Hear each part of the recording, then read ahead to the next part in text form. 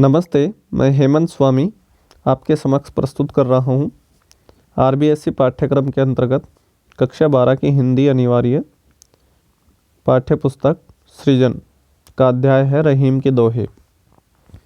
तो इससे पूर्व मैं रहीम का साहित्यिक परिचय और इसके प्रश्नोत्तर का वीडियो बनाकर अपलोड कर चुका हूँ।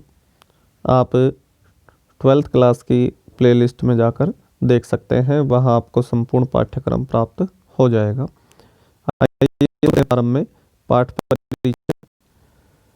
रहीम का पाठ परिचय। हमारी पाठ्यपुस्तक सृजन में कवि रहीम के 19 दोहे संकलित हैं। इनमें अनेक जीवन उपयोगी विषयों को लक्ष्य करके रचे गए हैं, जैसे व्यवहार कुशलता, उदारता, सहानुभूति, परोपकार, स्वाभिमान, सत्संगति, बड़प्पन आदि मानवीय गुणों का इसमें समावेश है दोहों में। रहीम बड़ों से मित्रता होने पर छोटों को न भुलाने का परामर्श दे रहे हैं। संगति के फल को सप्रमाण प्रस्तुत कर रहे हैं। काम निकल जाने पर वस्तु और व्यक्तियों के व्यवहार पर टिप्पणी कर रहे हैं। वृक्षों और सरोवरों का उदाहरण देकर परोपकारियों की प्रशंसा कर रहे हैं। मन का दुख मन में ही छिपाए रखने की महत्वपूर्ण सीख दे रहे हैं। स्वाभिमान के साथ जीवन जीने की महत्ता समझा रहे हैं। बात को बिगड़ने न दे और बिगड़ने के बाद बनाना कठिन हो जाता है, यह सीख दे रहे हैं। मांगने से मर जाना श्रेष्ठ है और संभल कर बोलना ही बुद्धिमता है। तो इन समस्त नीति वचनों से कवि की रचनाएं सुशोभित है। अब हम इसकी सप्रसंग व्याख्या करते हैं। तो यहाँ दो दोहे संकलित किए हैं मैंने, दो की एक साथ व्याख्या करेंगे। तो प्रथम दोहा है, रहीमन देखी बड़ेन को दीजिए डारी, जहाँ काम आए सुई कहा करे तलवारी। रहीमदास जी कहते हैं कि बड़े को देखकर, कि किसी बड़े व्यक्ति या बड़ी वस्तु को देखकर हमें छोटे व्यक्ति या छोटी वस्तु का त्याग नहीं करना चाहिए, क्योंकि जहाँ दृष्टांत दिया गया है कि जहाँ सुई काम आती है वहाँ तलवार क्या कर सकती है। अर्थात तलवार का अपना अलग महत्व है और सुई का अपना अलग महत्व है।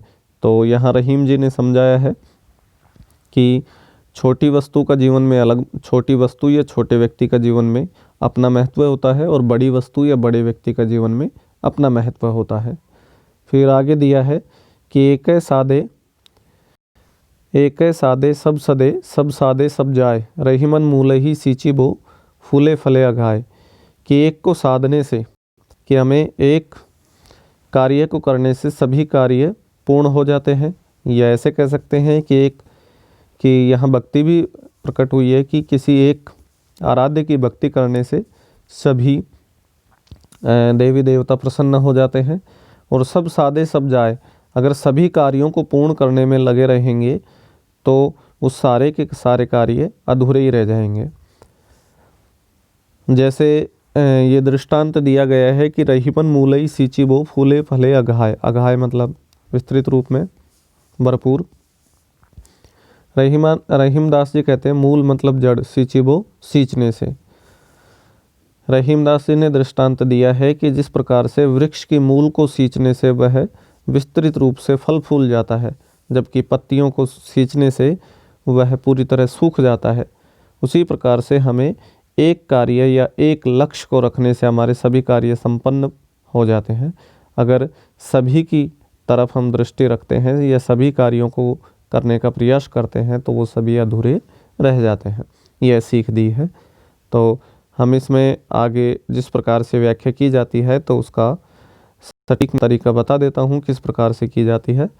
तो यहाँ संदर्भ जो मैं प्रस्तुत कर रहा हूँ, संपूर्ण पाठ में संदर्भ कॉमन रहेगा। देखो कि प्रस्तुत दोहे हमारी पाठ्य पुस्तक सृजन में संकलित कवि रहीम के दोहों से लिए गए हैं। प्रसंग कि इन दोहों में कवि ने छोटे लोगों के महत्व को और दूसरे दोहे में बताया है कि एक लक्ष्य पर ध्यान दिए जाने का महत्व समझाया है। देखो व्याख्या देखते हैं कि रहीम कहते हैं कि यदि आपको बड़े लोगों से जान पहचान हो गई है तो अपने छोटे साथियों का त्याग नहीं करना चाहिए। उनकी उपेक्षा करना बुद्धिमानी नहीं है। प्रत्यक्ष देख सकते हैं। दृष्टांत से समझाया है कि जहाँ सुई काम आती है वहाँ तलवार कुछ नहीं कर सकती। इस प्रकार से प्रत्येक वस्तु का, प्रत्येक व्यक्ति का अपने जीवन में अलग अलग महत्व है। फिर दूसरे दोहे में समझाया है कि कवि रहीम जी कहते हैं कि जो मूल या प्रमुख कार्य करता है उसी पर ध्यान देना उचित है, और जो सब कामों को एक साथ साधने का प्रयत्न करता है वो किसी कार्य में सफल नहीं होता है। तो हमें एक लक्ष्य या एक कार्य को ही पूरा करने पर ध्यान देना चाहिए।